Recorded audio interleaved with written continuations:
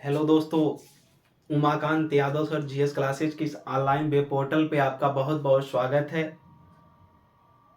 आज हम लोग फिर भारत के संविधान एवं राज्य व्यवस्था में भाग 4 में जो राज्य के नीति निर्देशक तत्वों को पढ़े, अनुच्छेद 36 से लेकर 51 तक, और उसका उद्देश्य क्या रहा है उसको हमने जाना। उसके कुछ इतिहासों के बारे में हमने जाना। अब हम देखेंगे कि जो राज्य के नीति निर्देशक तत्व हैं, ठीक, वो कितने बाद में जोड़े गए हैं, कौन कौन से अनुच्छेद हैं जो बाद में जोड़े गए हैं राज्य के नीति निर्देशक तत्व में, उनको जानेंगे। फिर इनकी विचारधारा किन किन आधारों पर स्थित है, कितने भागों में हम राज्य के नीति निर्देशक तत्व के विचारधाराओं को बांट करके रखते हैं, उसको देखेंगे। फिर राज्य की जो नीति निर्देशक तत्व दिए गए हैं, इनके बारे में अलग अलग जो संविधान वेत्ता हुए हैं उनका कथन क्या है उसको जानेंगे। तो आइए एक एक करके जानते हैं। जो दिया गया बाद में जोड़े गए नीति निर्देशक तत्व, यानी बाद में जो संविधान के नीति निर्देशक तत्व में अनुच्छेद जोड़े गए हैं उनके बारे में देखेंगे। तो पहले जो जोड़ा गया है लिखेंगे 42वां संविधान संशोधन अधिनियम। ठीक, क्या 42वां संविधान संशोधन अधिनियम, 42वां संविधान संशोधन अधिनियम, हम इसको शॉर्ट फॉर्म में लिखेंगे। ठीक, 42वां संविधान संशोधन अधिनियम, संविधान संशोधन अधिनियम, संशोधन अधिनियम, इसी को हम शॉर्ट फॉर्म में लिखने के लिए कह रहे थे इंग्लिश में 42 CAA, कॉन्स्टिट्यूशन अमेंडमेंट एक्ट। ठीक, कब 1976। ठीक, कब 1976 लिखेंगे। 1976 कब हुआ था? 1976 में संविधान संशोधन हुआ था। कौन? 42वां। इसके तहत कई आर्टिकल जोड़े गए। कौन कौन से आर्टिकल हैं नोट करेंगे। अनुच्छेद कौन कौन सा जोड़ा गया है? अनुच्छेद अनुच्छेद अनुच्छेद एग्जामों में पूछे जाते हैं। ठीक, तो इनको नोट करेंगे। पहले लिखेंगे इसमें जो है 39A। क्या? 39A। 39A क्या कहता है? निशुल्क एवं कानूनी सहायता। जो निशुल्क और विधिक सहायता है, कानूनी सहायता है, उसको निशुल्क के रूप में प्रोवाइड करवाएगा। राज्य का एक कर्तव्य होगा, ऐसा करना राज्य का कर्तव्य होगा। जरूरी नहीं है करेगा ही, लेकिन कर्तव्य है कि राज्य का ऐसा करे। ठीक, क्यों? लोक कल्याणकारी बनाने के लिए। फिर इसके बाद आता है 43A।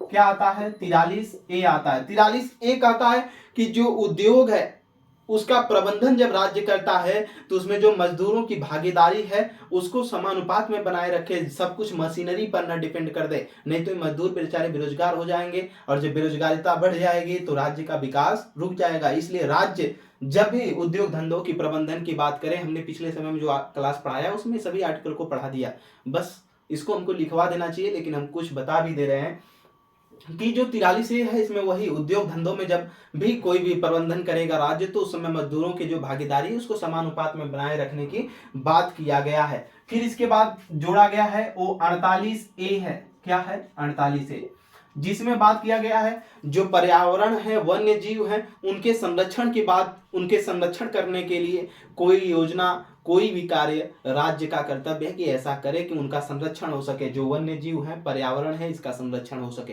पर्यावरण दिवस कब मनाया जाता है? 5 जून को मनाया जाता है। ठीक, आगे की तरफ नोट करेंगे, इसमें आता है। फिर इसमें अगला आता है 39F।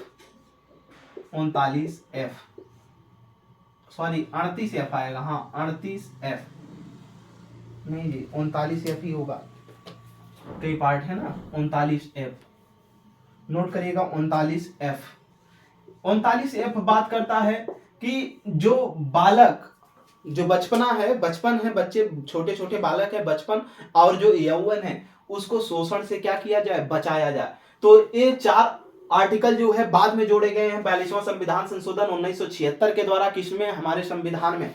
आगे की तरफ हम देखेंगे अगला जो जोड़ा गया है वो 44वां संविधान संशोधन के तहत। किसके तहत? 44वां 44 कॉन्स्टिट्यूशन अमेंडमेंट एक्ट, CAA 1978। ठीक, 1978। और इसी 44वां संविधान, सॉरी 42वां संविधान, चलिए उसको बाद में देखा जाएगा, पहले इसको देखिए। 44वां CAA, ठीक, 1978। 1978 इसमें क्या जोड़ा गया, लिखेंगे अनुच्छेद 38(2) जोड़ा गया, अनुच्छेद 38(2)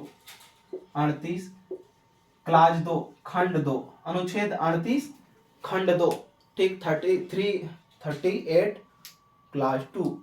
इसमें कहा गया कि जो आय की असमानता है या प्रतिष्ठा की समान, जो प्रतिष्ठा है, अवसर है, सुविधा है, इनमें जो असमानता व्याप्त है उस असमानता को दूर करने का काम करेगा कौन, राज्य। कोई भी सुविधा है अगर प्राप्त होती है, सुविधा सरकार के द्वारा कोई भी योजना के माध्यम से कोई सुविधा दी जा रही है तो उसमें भेदभाव न करे राज्य, सबको समानता के साथ मिले, ठीक। अमीरी गरीबी का जो आय की असमानता है उसको दूर करने का, ठीक। यही विषमता फैलाती है, कोई ज्यादा से ज्यादा अमीर है उसको भी वही चीज मिल रहा है, कोई ज्यादा से ज्यादा जो गरीब है उसको भी वही चीज मिल रही है, मतलब कोई दोनों में फर्क नहीं आ रहा, तो अमीर अमीर होता चला जाएगा, ठीक। इसीलिए उसमें कहा गया कि अमीर और गरीब को मतलब देखते हुए जो आय की असमानता है उसको दूर करने का कार्य करेगा। जो सुविधा है या नौकरियों में भागीदारी है, अवसर की सुविधा उसमें और भी जो सुविधाएं अगर दी जा रही हैं सरकार के द्वारा तो इसमें आय की असमानता जो है उसको दूर करने का काम करेगा।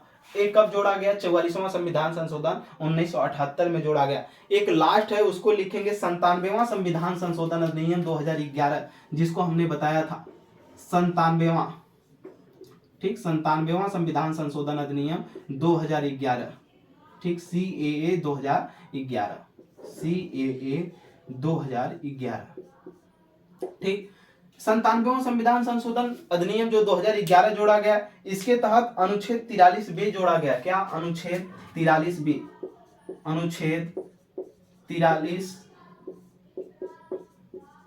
क्लॉज बी, ठीक, यानी आर्टिकल 43 क्लॉज बी। इसके तहत इसमें कहा गया कि जो सहकारी संस्थाएं हैं, ठीक, उनको राज्य क्या करेगा, बढ़ावा देने का काम करेगा। सहकारी संस्थाएं क्या होती है, हमने बताया था सहकारी संस्थाएं पूरे मतलब देश के लिए, पूरे देश के लिए क्या करती हैं, जो आर्थिक समानता की बात करते हैं, सबके समान रूप से सबको एक साथ ले आने की बात करती हैं, सबका एक साथ विकास करने की बात करती हैं। कौन, जो सहकारी संस्थाएं होती हैं उनके गठन को बढ़ावा देने का कार्य करना चाहिए, किसको, राज्य को। उसी के तहत जो है सहकारी समितियां, जिला सहकारी समिति और भी समितियां गठित की जाती हैं, ठीक, जिसको हम लोग भाग 9 में फिर पढ़ेंगे। तो ये रहा बाद में जोड़े गए जो नीति निदेशक तत्व हैं, कौन कौन से संविधान संशोधन के तहत जोड़े गए हैं। ये सब परीक्षाओं में पूछ लिए जाते हैं, फैक्ट के रूप में कोई भी पूछ लिया जाएगा तो इसको आप याद रखेंगे, कौन जोड़ा गया है और किसमें किसमें क्या है, क्या जोड़ा गया, कब कब जोड़ा गया, ठीक। तो ये तिथि भी याद रखेंगे। तो आगे की तरफ हम चलते हैं। जो नीति निदेशक तत्वों की वर्गीकरण है, कितने भागों में हम बांट सकते हैं या इसकी विचारधारा क्या है, चलिए देखते हैं। तो जो नीति निदेशक तत्व है इसका वर्गीकरण हम 3 भागों में करते हैं, या इसकी जो विचारधारा है वो तीन विचारधाराओं पर आधारित है, ठीक। पहले हेडिंग बनाएंगे राज्य के नीति निदेशक तत्वों की, लिखेंगे नीति निदेशक तत्वों का वर्गीकरण / विचारधारा। राज्य के नीति निदेशक, राज्य के नीति निदेशक तत्व का वर्गीकरण आवलिक विचारधारा। इसकी विचारधारा क्या है, ठीक, कितनी विचारधाराओं पर ये बनाया गया है और इसका वर्गीकरण किस आधार पे किया गया है, इसको हम लोग देखेंगे। तो लिखेंगे इसमें हम शॉर्ट फॉर्म में इसको डीपीएसपी लिख ही सकते हैं, ठीक, हमने बताया था डीपीएसपी। इसको हम लिख सकते हैं कि नहीं लिख सकते हैं, इतना राज्य का नीति निदेशक तत्व जो है, ठीक, direct principle of state policy, ठीक, राज्य के नीति निदेशक तत्व डीपीएसपी। तो इसमें लिखेंगे स्टार बना करके इसका वर्गीकरण,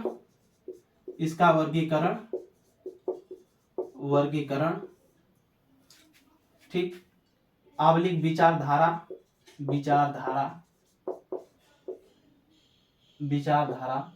3 स्तर पर है या स्तरों में है, 3 स्तरों में है, ठीक। कौन से हैं, आइए देखते हैं एक एक करके। पहला लिखेंगे समाजवादी / समाजवाद। क्या, समाजवादी / समाजवाद। पहला समाजवादी / समाजवाद।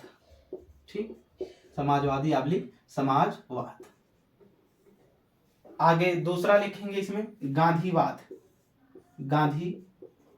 यानी गांधी जी के जो विचारधारा से प्रेरित है।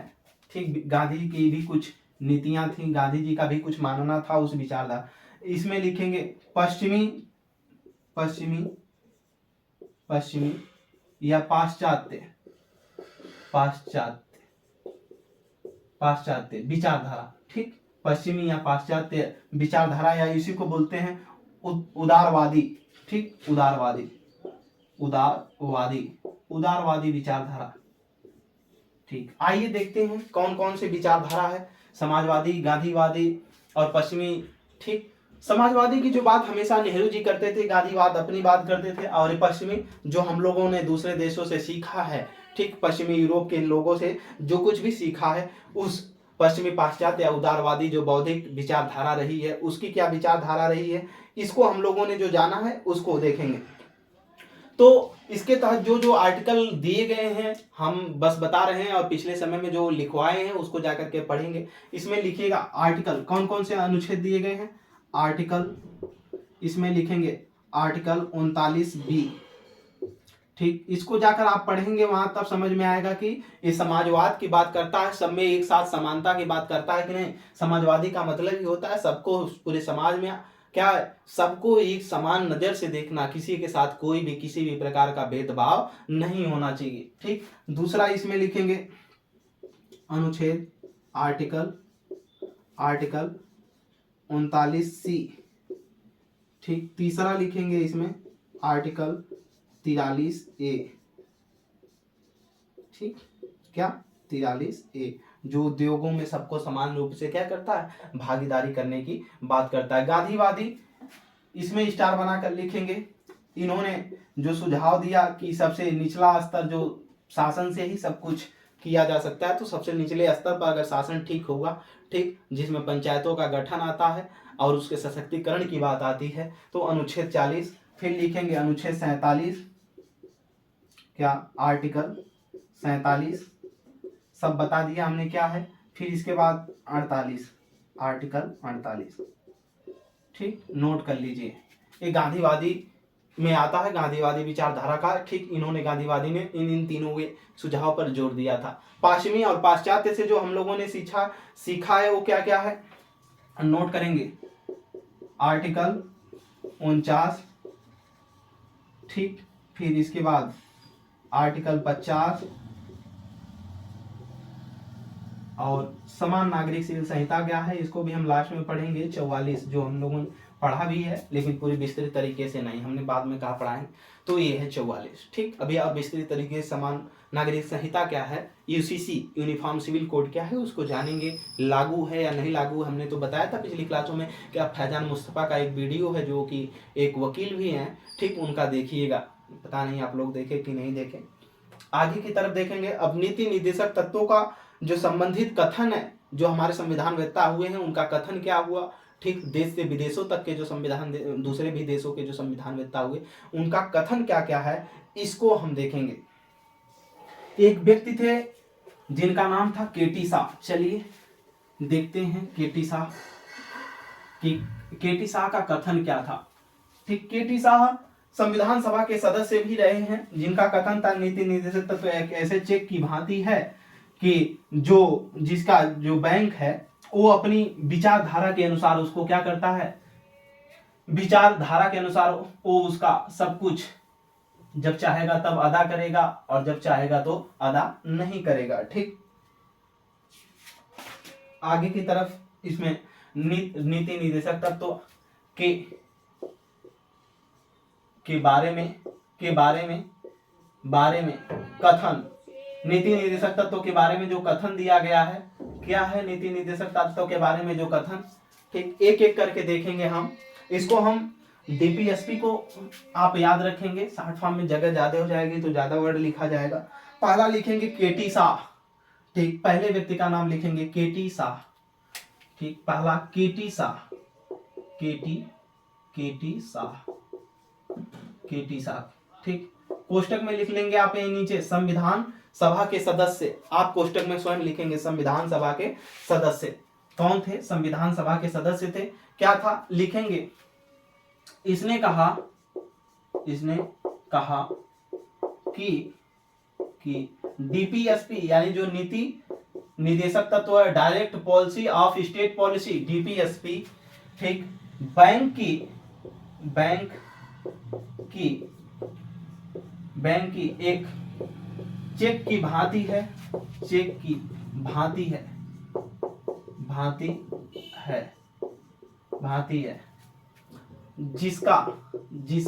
जिसका अदा बैंक की इच्छा पर निर्भर करता है।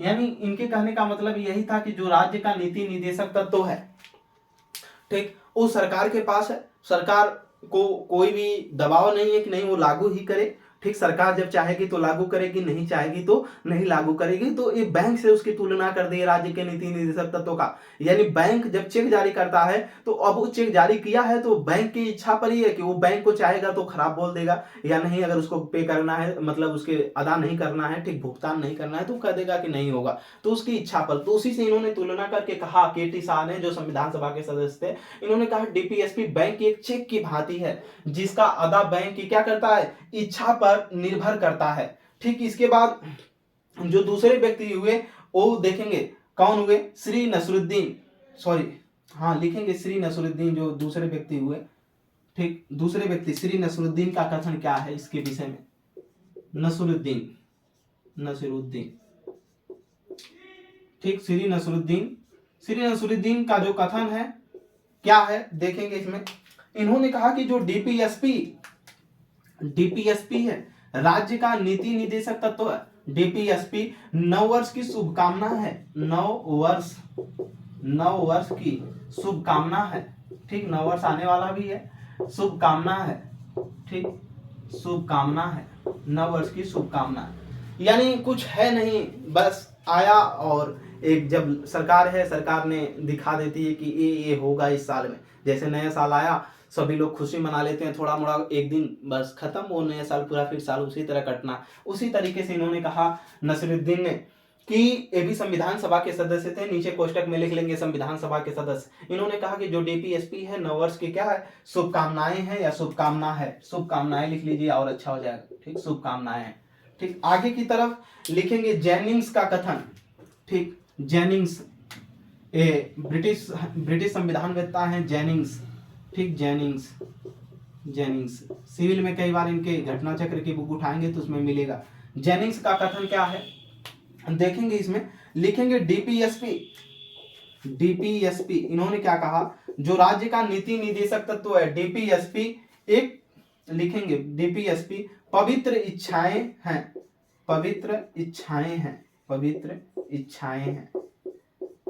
इच्छाएं। इन्होंने कहा कि वो सरकार के पास है, उसकी इच्छा के ऊपर डिपेंड करता है। इसलिए जो राज्य का नीति निदेशक तत्व है क्या है? वो सरकार का एक पवित्र इच्छा है। ठीक, ये पहला कथन इनका था। और दूसरे में इन्होंने क्या कहा है, थोड़ा इसको भी नोट करेंगे। लिखिएगा डीपीएसपी, इन्होंने कहा डीपीएसपी से फेबियन समाजवाद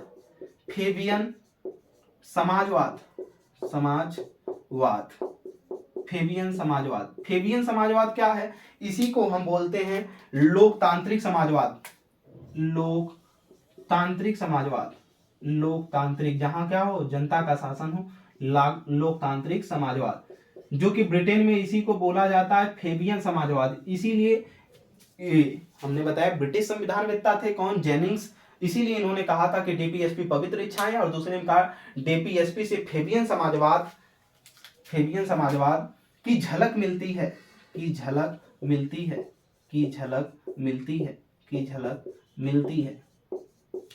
ठीक, की झलक मिलती है, यानी लोकतांत्रिक समाजवाद की झलक मिलती है जहां जनता का क्या हो, शासन हो। और फेबियन समाजवाद जो लोकतांत्रिक समाजवाद है जहां जनता का शासन है, इस पूरे सबको साथ लोकतांत्रिक, जनता का शासन, समाजवाद सबकी समानता के साथ, ठीक, उसी को ब्रिटेन में फेबियन समाजवाद कहा जाता है। तो ये ब्रिटिश वेत्ता थे, इसीलिए संविधानवेत्ता थे, इसीलिए इन्होंने वहां पर इसकी बात किया था। फेबियन समाजवाद समानता की बात करती है, कहीं लिख लीजिएगा आप स्टार बना करके। फेबियन जो समाजवाद है, क्या फेबियन समाजवाद, ठीक, समानता की बात करती है। क्या बात करती है? सबकी समानता की बात करती है। कौन? फेबियन समाजवाद। ठीक, आगे की तरफ और भी विद्वानों का कथन देखेंगे। डॉक्टर बी आर अम्बेडकर का कथन क्या था, ठीक, देखेंगे। तीसरा, doctor B R Ambedkar, doctor B R Ambedkar, doctor B R Ambedkar, देखेंगे। डॉक्टर बी आर अम्बेडकर का कथन था कि जो डीपीएसपी है एक आर्थिक लोकतंत्र की स्थापना करती है। क्या? पहले नोट करेंगे तो अभी समझ में आएगा। इन्होंने कहा था कि जो डीपीएसपी है, राज्य का नीति निर्देशक तत्व है, ये आर्थिक लोकतंत्र की स्थापना करती है, लोकतंत्र की स्थापना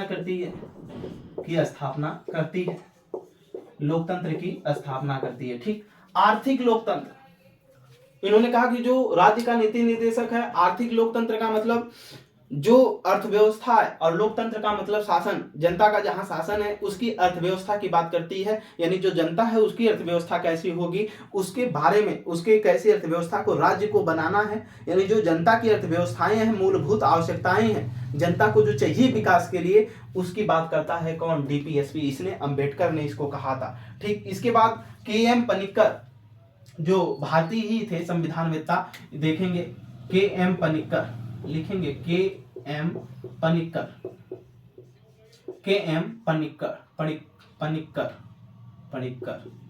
ठीक, के एम पनिक्कर, ये भी भारतीय संविधानवेत्ता थे। इनका कहना था कि जो डीपीएसपी है ये आर्थिक क्षेत्र में क्या करता है? आर्थिक क्षेत्र में समाजवाद लाने का काम करता है। कौन? जो डीपीएसपी है, लिखेंगे। क्या कहता है? डीपीएसपी राज्य का नीति निर्देशक तत्व जो है, ये आर्थिक क्षेत्र में, ठीक, आर्थिक क्षेत्र जहां व्यक्ति को विकास करने के लिए निचले स्तर पे जिन जिन चीजों की आवश्यकताएं होती हैं, जिन जिन चीजों को मूलभूत आवश्यकता है विकास में, जो वस्तुएं चाहिए, वो आर्थिक क्षेत्र जो है, यानी उनकी अर्थव्यवस्था से संबंधित जो क्षेत्र आते हैं, उसी की बात कर रहा है। आर्थिक क्षेत्र में समाजवाद का मतलब यहां पर समानता लाने की बात, समाजवाद लाने की डीपीएसपी आर्थिक क्षेत्र में समाजवाद लाने के लिए जरूरी है। इस तरह से लिखिए, लाने के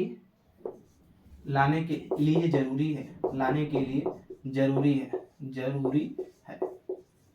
है, ठीक। एक और व्यक्ति हुए, कौन? ग्रेनविल ऑस्टिन, पांचवा लिखेंगे। ये भी संविधानवेत्ता भारत में ही रहे। इनका कथन था कि जो डीपीएसपी है ये सामाजिक क्रांति लाने के लिए जरूरी है। क्या? सामाजिक क्रांति लाने के लिए जरूरी। कौन? ग्रेनविल ऑस्टिन, नोट करेंगे, ग्रेनविल ऑस्टिन, ठीक। इनका क्या कथन था, लिखेंगे। ग्रेनविल ऑस्टिन का कथन, डीपीएसपी क्या? डीपीएसपी सामाजिक क्रांति